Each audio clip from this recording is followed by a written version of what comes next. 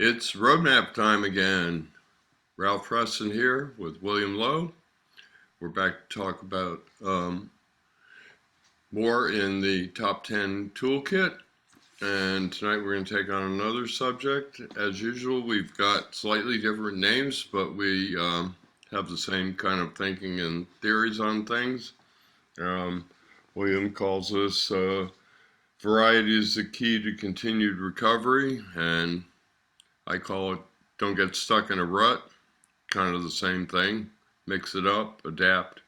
We'll get into all those things eventually, but William's gonna start us off with a few of his thoughts on this subject. So, William, good to see you. Take it away.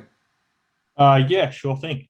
So I just wanted to start off today by talking about something which I've learnt in my own recovery after stroke, as well as coaching stroke survivors in theirs as well. And I think this is especially important because if you don't understand this concept or this idea in your recovery, it's really going to limit your quality of life and ultimately your ability to reach your best possible recovery after you've had your stroke.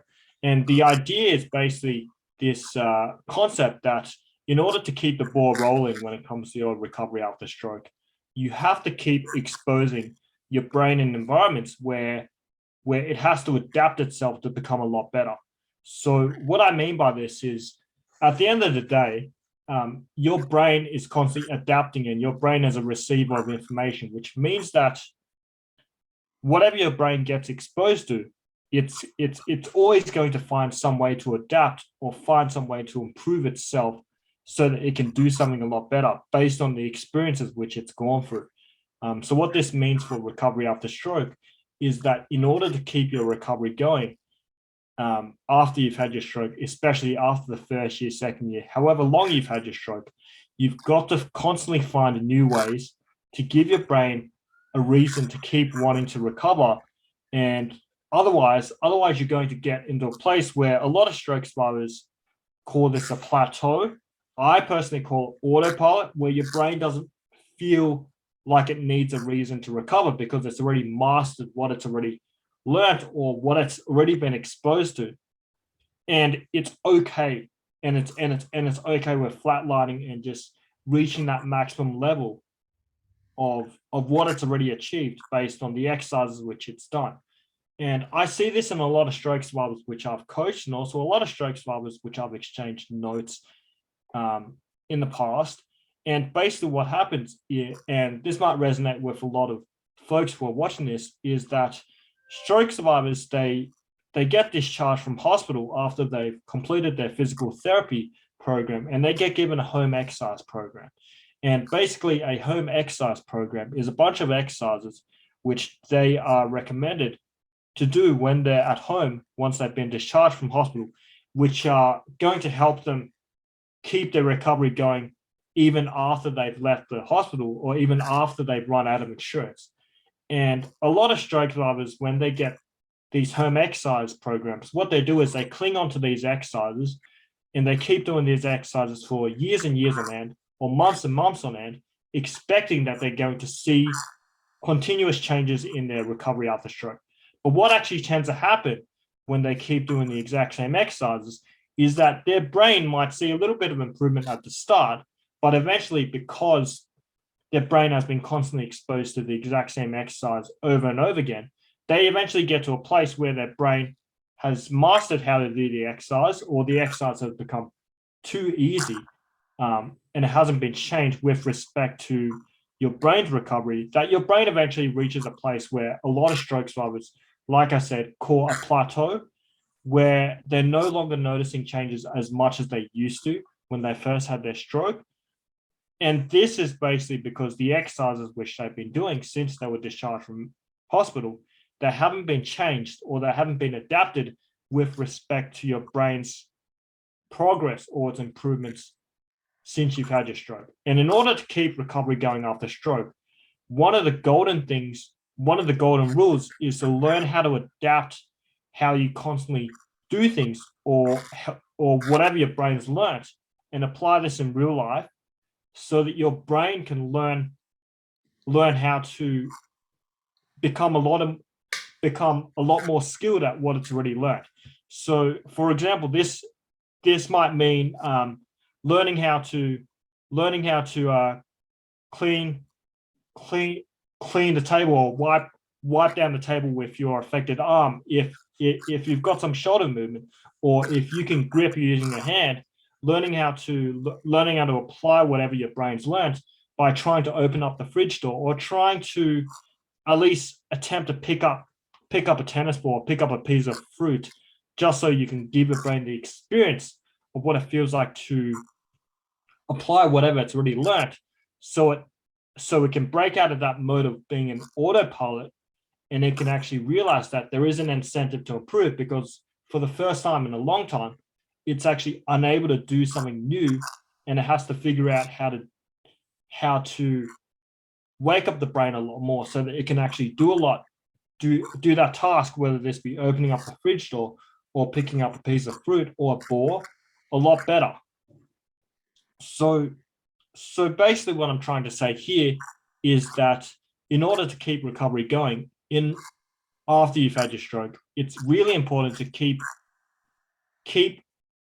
things different, and I guess make sure you add variety, because if you don't add variety and you keep exposing your brain to the exact same experience month after month or years on end, doing the exact same exercises, your brain is not going to be incentivized to want to improve a lot more than it already has, because eventually exercises are going to get to a point where they become too easy or too predictable for your brain, and your brain is not going to want to work a lot harder to wake up some of those signals which were lost after you've had your stroke.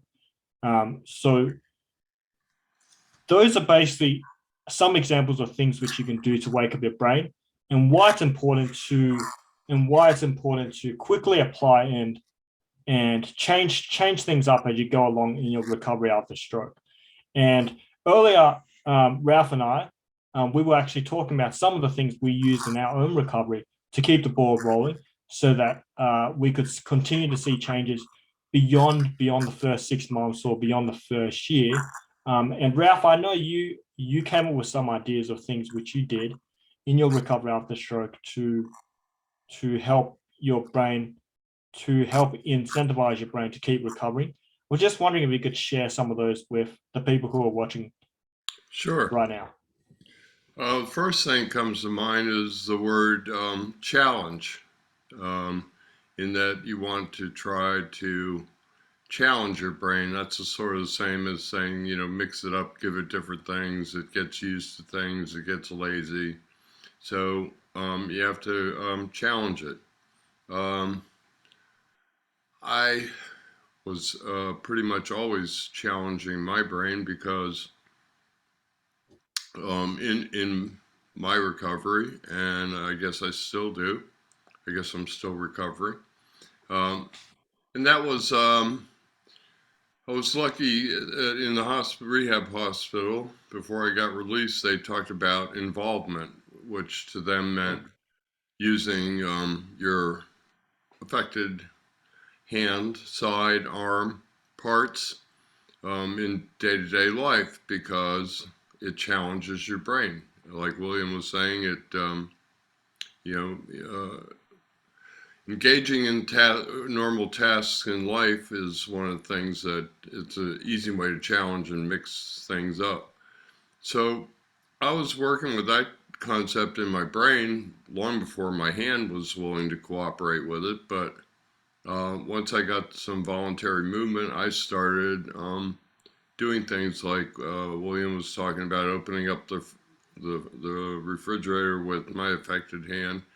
I went so far as to do things like transfer what I'd been carrying in my unaffected hand to my affected hand, so I could put it in the refrigerator. And I called it the Affected Hand Olympics. I don't know where Olympics came from, because I'm not competing with anybody, but that was my term for forcing my hand to try and do everything. Of course, that doesn't work in the even things I didn't do with it before my stroke, like opening jars. Of course, we don't remember how we did things before we had our stroke, but I'm pretty sure I opened them with my dominant hand, which was not my affected hand. So that was my way of dealing with it.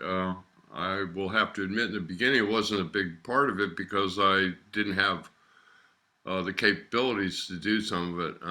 And on the other hand, contrary to that statement, I would say that the fact that I tried to engage in those types of activities early on and I knew about it, I had it in my head, like I said, I think that that really helped speed up my recovery when I got to it. And I did it in everything, just little things. I'd go get the mail and I'd practice, clamping and, holding it in my affected hand the whole way back to the house, which eventually was, no problem at all. But in the beginning, I'd forget to squeeze. I wasn't talking to that hand as well as I should be, and all of a sudden, next thing I knew, I'd be dropping the mail.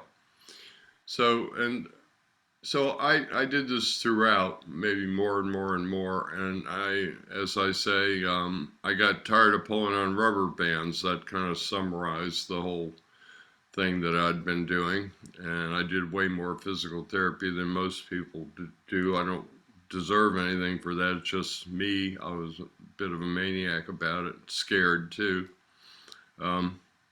So at that point, I always made sure I got in my steps, but I did most of my hand and arm therapy in day-to-day life. At that point, I was able to do just about anything and everything with it. And so now, don't shy away from things that I might. I don't want to say some stroke survivors do because that's judgmental and I don't know. But I do yard work for physical therapy. I'm a big believer in the therapies all around you thing, because when I'm out there doing yard work and you're taking a wheelbarrow and then you're dumping it and then you're raking and you're picking stuff up, you're moving all kinds of muscle groups in a way that targeted therapy doesn't, because targeted therapy typically works on one muscle or one part of movement. And so I've been talking a while, William. When I just said that, reminds me of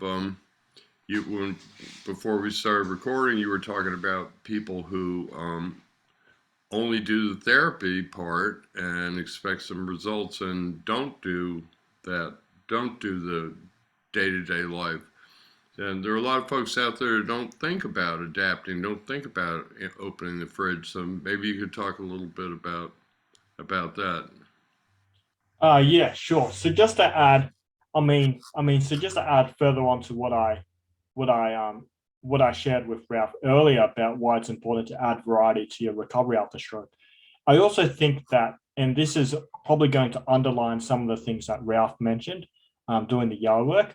I also think that the way to really go places with your recovery after stroke and really bridge that gap between the exercises you're doing, let's say a physical therapy versus real life, is to actually learn or give your brain the opportunity to apply whatever it's already learned in the clinic or physical therapy to real life, so that your brain can get that real world feedback, and so that you can finally get to a place or progress to a place in your recovery where there no longer has to be a set time and place for you to do your therapy exercises, but rather every single day, because you've conditioned your brain to do so, your therapy is going to be the daily things which you do in your day-to-day life, just like you would before you had your stroke. So every single day you would use your hands and legs to do day-to-day activities such as, washing the dishes, cooking, dressing yourself, making sure you wipe down the benches,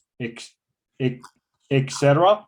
I think that that's the ultimate place in recovery after stroke. And I think the sooner you can bridge that gap between the exercises you're doing in the clinic or from physical therapy and quickly applying this to real life, that's going to be really powerful, because it's going to help your brain connect the dots and tell your brain that it's actually really relevant to actually learn these exercises. And on that note, one of the things Ralph mentioned when he said challenge was it actually reminded me of this checklist, which I discovered in my own recovery, of the 5 components, and it actually might be 4 components, of an effective exercise in recovery after stroke. And this is something which I've covered in a lot of videos which I've posted in the past. But basically, one thing I've discovered in my journey, recovering from my own stroke as well as helping others recover from theirs, is that any exercise in recovery after stroke which is going to be effective, in other words, which is going to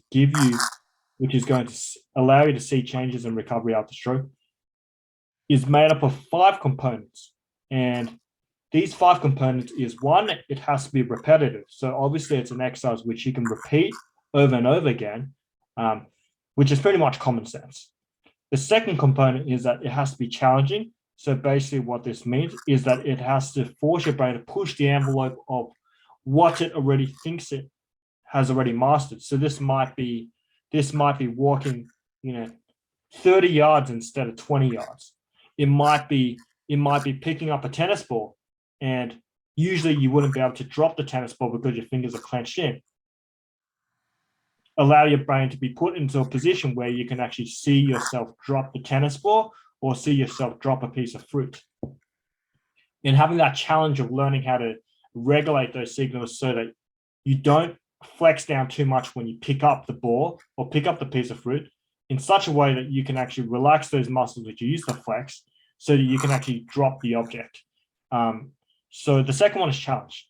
Now, the third component and the fourth component is that the exercise, it has to provide it has to be somewhat related to something you're trying to achieve or a task which you're trying to learn or teach your brain how to do. So this might be something like opening up a fridge door. Now, when you're learning or when you're teaching your brain how to open up a fridge door, let's go through the checklist. Now, is it repetitive? Yes, it is repetitive because you do it every day and you can do it multiple times. Is it challenging? Yes, it's challenging because if you're a stroke survivor and you're in a place where your hand is balled up in a fist like this, but you can still stretch out your fingers open, it's going to be challenging to put your fingers around the fridge door, but it's going to be even more challenging to teach your brain how to relax those fingers in such a way that you can actually let go of the fridge door and you don't stay attached to the fridge for the next hour. Now, component number 3 is a somewhat related. Now, going back to the fridge door, yes, it is related to a task which you would do or is a task which you're trying to learn how to master. So those are the first 3 components. Now, the fourth component is can the exercise be modified in some way with respect to your recovery after stroke? So basically, this means can you keep changing the exercise which you're doing in such a way that it matches how much your brain has improved as it continues to do that exercise? So what this might mean is that once you've mastered how to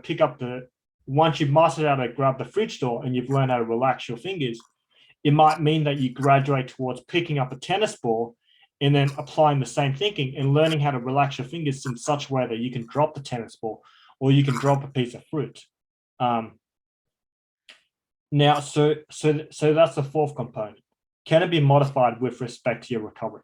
And finally, the fifth and last component is, does the exercise provide your brain with some sort of real life feedback that it's doing it correctly? So what this might mean is that, is your brain rewarded whenever it performs the correct movement or whenever it performs a task or exercise correctly? So what this means is that when you do an exercise, can you actually see that you're doing it correctly? So going back to the fridge door, you will know that your brain has learned how to open up the fingers or relax the fingers and graduated from being curled up in a ball to being more open, when you can actually see that rather than being stuck to the fridge door for an hour, it only takes about 5 or 10 minutes for your fingers to gradually relax, and then you can let go of the fridge door. So that's just another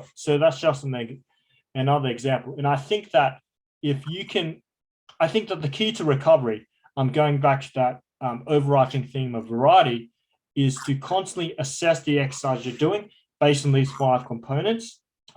Repetitive, challenging, is it somewhat related to the task which you're trying to achieve? Is it able to be modified, and does it provide some feedback? Go through this checklist mentally with every exercise you're doing, every exercise you've been given by your physical therapist, and having a look at each component to see, is one of the components a little bit too easy for your brain to master? So for example, if the exercise is no longer challenging, you can have a look at the challenging component, and then you can find a way to tweak that so that the exercise is adapted in such a way that it becomes a little bit more challenging for your brain to achieve.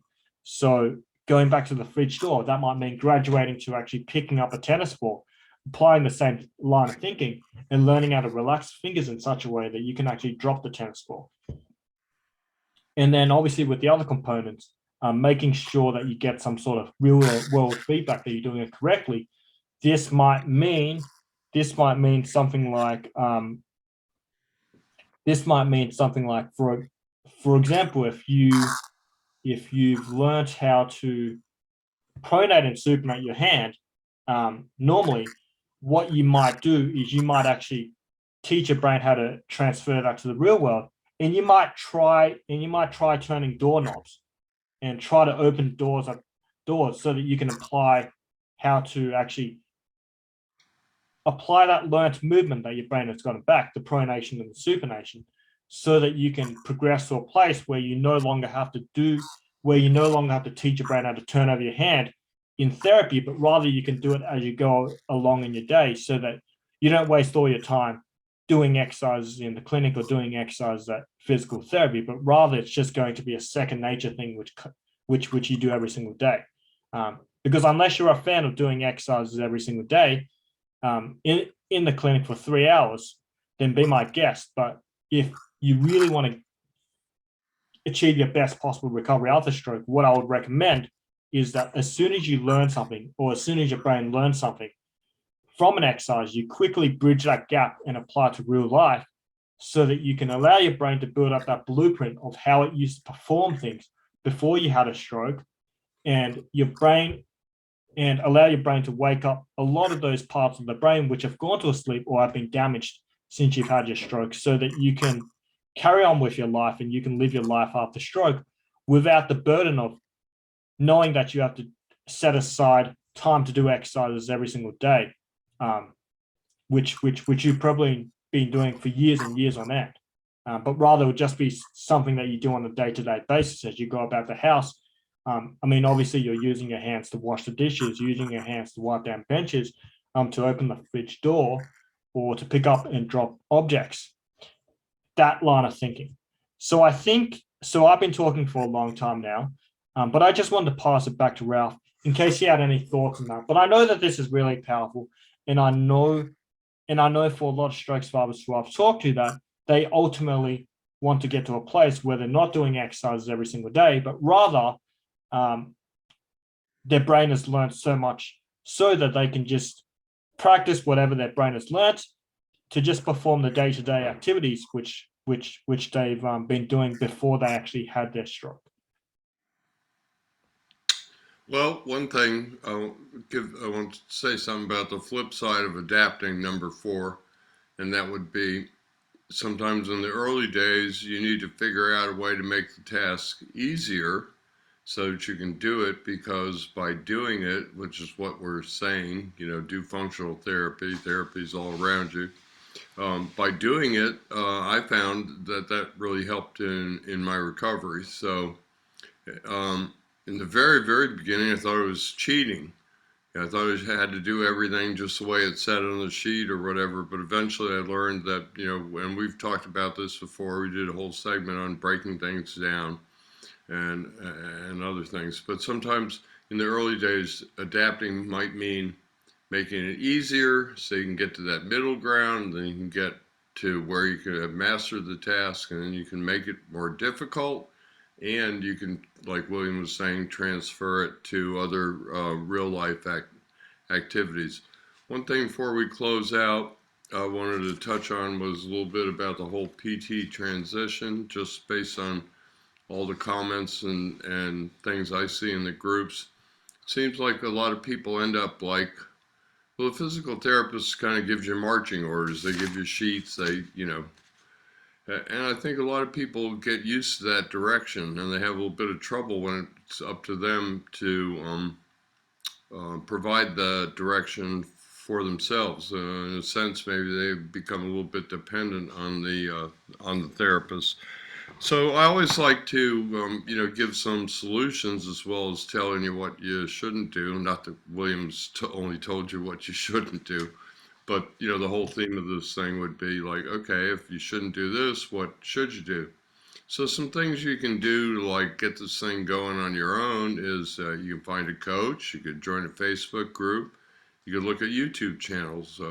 Both William and I have videos. There's all kinds of neurophysical therapists, all kinds of people out there.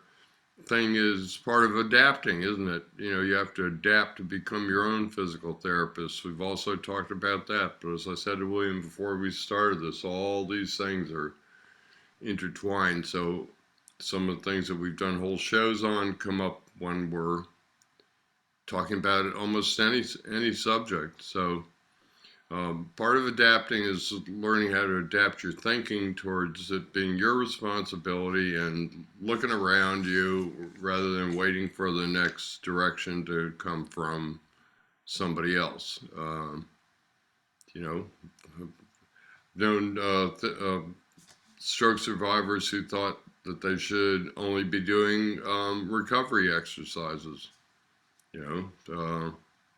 I say do functional therapy / therapies all around you, involvement, whatever you want to call it. Use those parts if you want to get them back. So we could talk about this for another half hour, but unless you got something else, I thought we'd close it out. Yeah, sure. I mean, I think I just want to add, because one thing I see a lot of stroke survivors, ones I coach as well as ones I've talked to over Facebook and met online, is this whole idea that sometimes it can be easy to become over reliant on something external to teach your brain how to do something. So this is especially true when it comes to wearing an AFO or a ankle foot orthosis. So when it comes to equipment in your recovery after stroke, a lot of physical therapists, they might have said that you need to wear a AFO or a knee cage to learn how to walk. But the case is that you don't need to wear that forever to learn how to walk. That piece of equipment or the AFO is only going to teach your brain how to do something temporarily, so that once it masters it, you no longer need the AFO or you no longer need the knee cage. So I think that comes back, and I think that comes back to our whole discussion of adapting things, is that it's important, if you want to make that transition from doing exercises all the time to moving on with your life and doing exercise on a day-to-day basis. You cannot rely on a piece of equipment to help you do something for you for the rest of your life, unless you're a fan of wearing an AFO for the rest of your life. But rather, these pieces of equipment that your physical therapist might prescribe to you, they're only there to help teach your brain how to do something until it masters it. And then once it masters it, it's up to you to let go of that piece of equipment and learn to teach your brain how to walk on its own or how to cope on its own without the piece of equipment. And of course, if you don't, and of course, this really comes down to learning how to adapt how you do your exercises. And of course, I mean, if you have some trouble thinking of, additional perspectives and ways you might be able to do that, you could obviously reach out to myself or Ralph. We both coach stroke survivors. And we're always open to offering, an opinion or a different perspective on how to do this based on our experiences. I know Ralph has learned how to problem solve and adapt a lot of exercises he's come up with in his recovery, as well as myself as well. I mean, so that's basically all I had to add. And I thought that was worth noting because, like I said, you don't want to rely or I would recommend that you don't rely on something external to help your brain reach its full potential and its best possible recovery after stroke, unless you're a fan of wearing a boot or an AFO around public for the rest of your life. But rather use these pieces of equipment as an opportunity to teach your brain the essentials it needs so that it can eventually graduate from using that piece of equipment, and it can learn how to cope on its own without having to rely on something external or rely on a piece of equipment. And what this means is not relying on that piece of equipment a lot, and quickly applying what you've already learned from that equipment to real life straight away, and make that transition as well, and adapt as you go along. Okay, well, yeah, I agree about devices and equipment. They're like the classic definition would be a crutch. I mean, there's a physical crutch, but crutches come to mean something that you use temporarily to heal or achieve a result. And won't get into AFOs, but you touched on, a subject that's interesting to me, because I see people who say they're still wearing their AFO 2, 5, 8, 12 years after. And I think it's partially because, if you have any kind of a severity to your stroke, it's really hard, and you have trouble walking, the AFO will get you going. But it's really hard to get through in the US. I know our insurance system before you get off the AFO. So I think a lot of these people end up stuck, but that's a subject for another discussion. I should get somebody, it's an orthosis. Orthotics is the name of the science. What's a orthotocist? Something like that.